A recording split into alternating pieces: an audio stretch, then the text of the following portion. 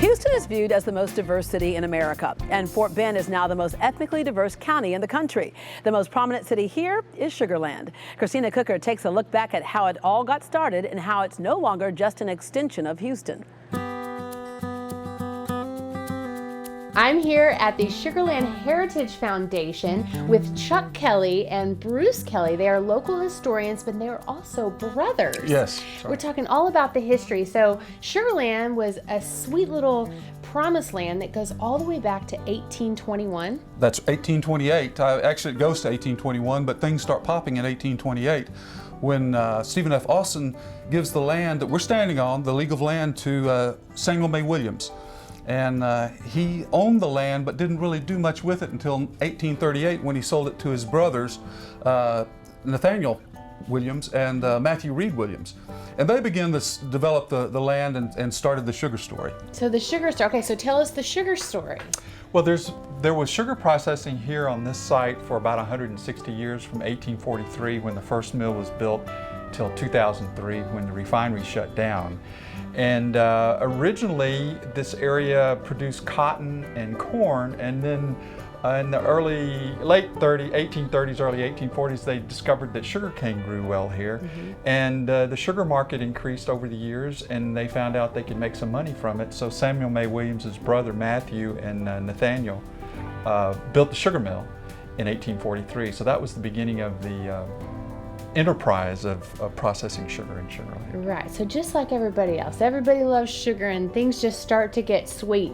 The area was known as Oakland up until the time, it was the Oakland Plantation up until the time that Terry and Kyle took it over, and they were the first ones to call the area Sugar Land. It's on the census, 1860 census, listed as Sugar Land. So that's when we first got our name, Sugar Land. Two words. Make sure everybody knows that. Yes. Yes. It's been confusing, and there's some controversy, and there's reasons to be a little confused, but it's two words, always has been two words, so just wanted to make that point. Yeah, so, and I wanted to, I said something earlier about, well, everybody knows why Sugar Land, but a lot of people don't know, right? Right, it was sugar cane just about everywhere in the area. There was sugar cane grown all up and down the Brazos River and Colorado River, and this was one of the major areas of that sugar production. Our grandparents came here in the 20s and 30s. Yeah. And a lot of our friends that still live here, their parents came even before their grandparents came even before that. And that was one of the things about living in the company town. It was a great place to live.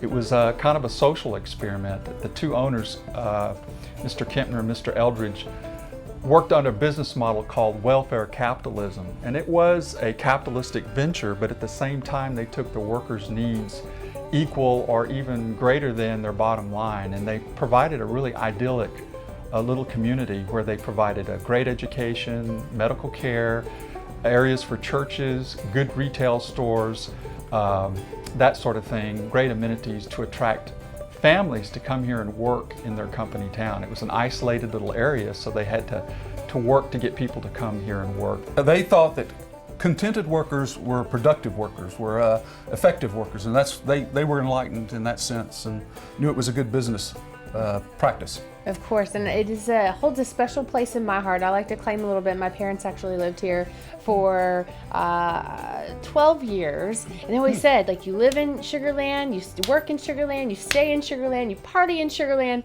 It's really the place to be, and it just keeps getting sweeter. Joining me now, we have the mayor of Sugar Land, Joe Zimmerman, and executive director of business and governmental affairs for the city, Jennifer May. Good morning. Good morning. Okay. All right. I mentioned that Sugar Land at one time was considered like an extension of Houston, and it was this place that was way out there. Go out there and buy a house because you can get like a good deal because it's way out there. It really isn't. No, it's really not. The Sugar Land now it's 15 miles from the city maximum, and it's a place where you can now live, work, and play.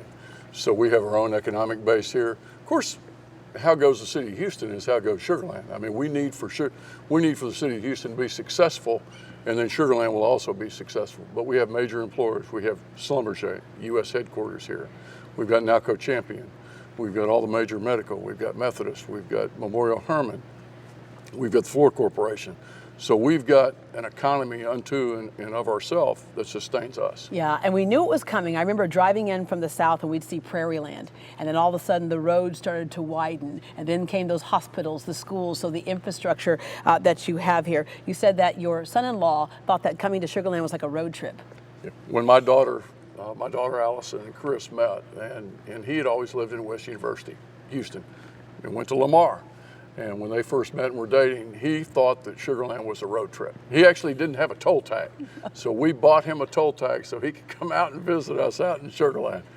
It's been said that America's a melting pot, but here they don't call it a melting pot, it's more like a salad, because all of those ethnicities and cultures can remain intact. Yes, and I think what makes us a little bit different is all the cultures coexist. There's a mutual respect for each other. We have activities for all the different cultures. So whether it's Chinese American, whether it's Pakistani Muslim, whether it's Indo-American Muslim, or Indo-Hindu, or Buddhist, we all get along, we all respect one another, and we all work together for the betterment of Sugar Land. Yeah, there's also a broad spectrum of who can live here. You can get the starter homes and go all the way up to, I think you were calling some of the homes you think should be called hotels, right? So a good place for community. Right, absolutely. I mean, we have a range of housing options, everything from luxurious mansions all the way to starter homes, and then housing for more millennials and kind of our loft living in different scenarios. So it's a community for a wide range of people, and we're really proud of that. Yeah, and the process to bring Smart Financial Center here, obviously it had to make smart financial sense to do it, but it did. Absolutely. So that was a process that began really almost a decade ago with a citizen-led visioning task force that spent some time looking at what types of entertainment venues do we want to have in Sugar Land, but really part of a broader strategy to bring visitors here and to keep entertainment dollars in Sugar Land to help us keep our property tax among the lowest in the state of Texas. All right, so those are just a few of the things that make living in Sugar Land sweet, right? Yes, absolutely. All right, thank you very much. When we come back, it's one thing to see a performance here, it's another to be on stage. Our next guest knows that you can be good, but a well-designed theater makes you even better. We'll talk with the leader of today's musical entertainment, Belle Lewis. But as we go to break, here's a look at one of the performers who came to the Smart Financial Center recently, Bollywood's Taj Express.